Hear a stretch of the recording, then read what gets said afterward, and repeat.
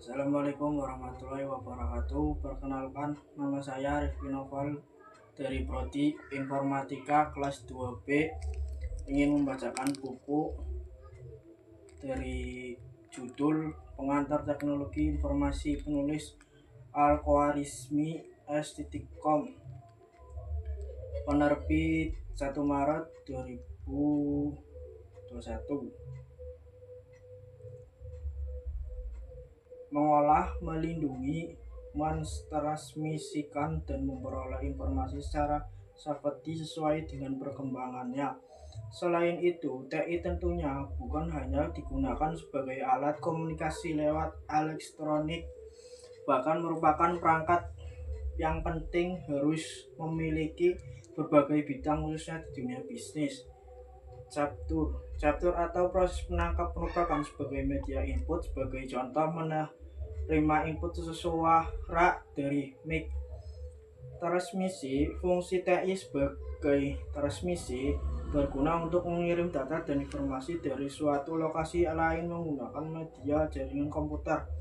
Mencari kembali, fungsi TI berguna untuk menelusuri, mendapatkan kembali data dan informasi. Menghasilkan (granting), fungsi menghasilkan merupakan suatu teknologi berperan sebagai alat untuk mengorganisasikan suatu data dan informasi. Industri, TI membantu dalam bidang industri dan manufaktur dalam membuat rancangan desain sebuah produk yang akan diproduksi pada industri. Selain itu, dapat mengontrol mesin bisnis dengan TI dalam bidang bisnis maupun perbank dalam pencatatan transaksi, menyimpan berkas dengan lebih terjamin. Militer, manfaat TI dalam bidang militer bisa dimanfaatkan untuk navigasi pada kapal selam. Hiburan dan permainan, TI dapat digunakan untuk membuat animasi, periklanan, desain grafis, dan juga audiovisual supaya lingkup hiburan ataupun games. Hukum dan kriminal, TI dapat membantu bidang hukum dan kriminal untuk membuat mudah aparat penegak hukum dalam menyelesaikan permasalahan pidana. Format data, data yang berasal dari berbagai tools. Terdapat golongan dan format di setiap data.